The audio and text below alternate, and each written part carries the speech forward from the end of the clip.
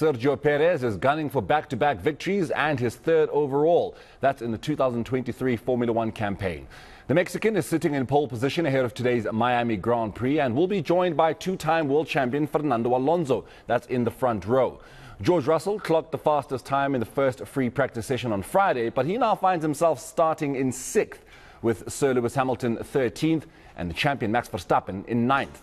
To unpack the weekend so far, and of course to look at tonight's race, we're joined by, of course, South African racing champion, that's Bashobonke Tschops Sipuka. We're going to also have MotorZar TV founder as well as F1 analyst Lufefelenkosi Mayekiso in a short while. But let's start off with Bashobonke. A very good morning to you, Chops. Thank you so much for your time.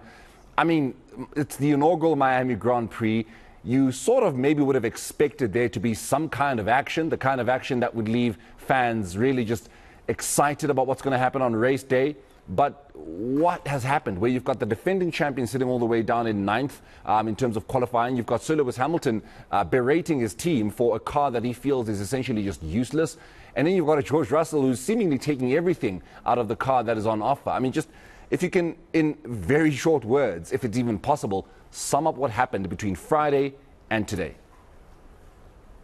Well, it's quite simple. The guys are pushing to the best of their ability. Mercedes team is not dialed in. The car's not doing what they expected it to do. But with that being said, the two guys who are really gunning for the front row, which is Leclerc and Verstappen, have made mistakes. They got too greedy, and it ended up costing them. But nevertheless, I mean, if you look at it, what Sergio has done is just kept composed and did deliver when it required to. And it drove quite an interesting spectacular, because now you have Alonso there, you have a Magnussen who's probably not really supposed to be there. Their car's a second off the front row. So you can expect a serious mixed bag of emotions that's going on there. Lewis at this moment is really struggling. He hasn't found himself in this position over 7 years. And you can imagine in 2 years, he's really just moving backwards. And it does hurt in a way. MotorZar TV founder Lufefelenkosi Mayekiso is with us now in studio. Fluffy, welcome. Thank you very much for joining us. What happened in between practice session 1 with George Russell making it seem like Mercedes are a supercar to qualifying where they're sitting 6th and 13th respectively and seemingly without any chance of making podium? The 1 and 2 in FP1 was actually deceptive, because what happened there was a red flag, and then the two Mercedes were the only ones who set times after the red flag. And we've heard that track evolution is very strong at this track, so the later you go, the more grip there is when the track has rubbered in. So are we saying that George Russell, sitting in 6th, he has a better chance of making podium? We don't know what Sir Lewis Hamilton can do, but are we saying that he has no chance of making podiums from where he is? Because we know from 9th position, Max Verstappen can go all the way to win the race. But with Checo racing the way he is this season, I don't see Checo letting that advantage go. He's going to probably pick up his 3rd victory this particular season. But can Russell ruffle the feathers? Hey, to me it looks like Mercedes is about 1 second behind Red Bull. And even Ferrari, who are quite close to Red Bull, surprisingly. But even we saw in the last Grand Prix last weekend that they weren't far off. So I don't see any Mercedes, unless obviously it rains, there's safety cars, red flags and things like that, circumstances which may put them in that position. But on pure merit, I don't see any Mercedes in the top 3 today.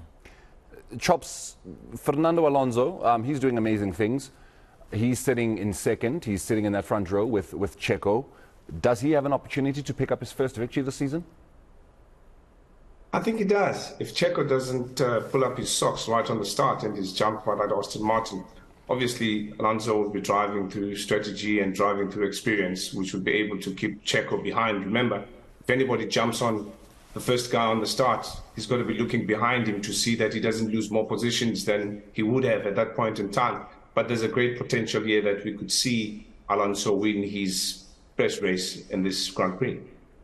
What is it about this particular season, Chops, that you're finding to be so unpredictable? Because, I mean, yes, we know that Red Bull is Red Bull and their cars are fast and they'll potentially, always stay ahead of the pack. But then there's all the other guys behind them. I mean, with Mercedes, yes, W13 was what it was. W14 is seemingly just, W13 in black. But what is it about everybody else behind, the Red Bull duo that seemingly leaves this season? We don't know what's going to happen. 1 minute we're seeing Fernando Alonso doing what he's doing, but then he also just decides to go up in flames in particular races. What are we not catching about this particular season? Well, the dynamics have changed. I mean, they would have obviously improved from the budget caps, and obviously there's also brain drain from other teams in securing them to come across with the likes of engineers, so on and so forth. So, but more importantly is that more teams have come to pay more attention to what they're supposed to be doing to elevate their game. So the aerodynamic specialists, for instance, with Aston Martin, some of those guys do come from Mercedes, and there are a lot of works that are going on in the background. And remember, it's a lookalike a Mercedes car, and it's got a DNA of a Mercedes, got a DNA of a Red Bull. But having said that, what you're finding, which is a very difficult pill to swallow, is the Ferrari, which is not up there. You find that their cars are quick enough to challenge the Red Bull, but the drivers, I think they just don't have the mental and physical stamina to fight with the car or being one with the car when it needs it the most. In the earlier stages, it kicks off, it's fine, there are no problems. Then in the middle stage of the Grand Prix, the car seems to either dial back or the driver's dialing back because of sheer strength, mental strength, as opposed to what Max can deliver. We don't have a lot of time. When you're having fun, time does fly by. But I'm going to leave this one with you, Fluffy. I was having a conversation with Chops actually last night when we were just talking about what we've been watching this particular weekend. And I was saying to him, Sir Lewis Hamilton in a Ferrari, maybe then we can get number 8. And, it would be a stick to Bernie Ecclestone, who said, Sir Lewis can never break this record. It goes against Formula One rules and Formula One, legacy for Sir Lewis Hamilton to be the man that breaks what he calls Michael Schumacher's record.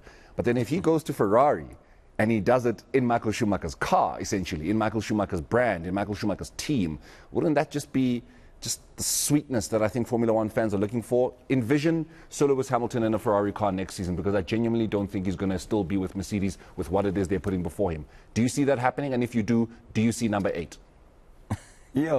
This feels like a trap. Personally, if you're asking, I've always wanted to see Lewis in a Ferrari, right? Even if things were going well at Mercedes, irrespective. And I think it's also been something that's been a lifelong dream for him.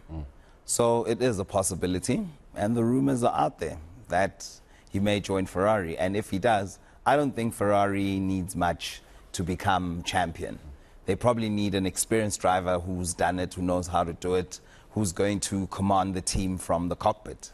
And currently they don't have that. Even Chops was saying, the drivers, they're letting themselves down.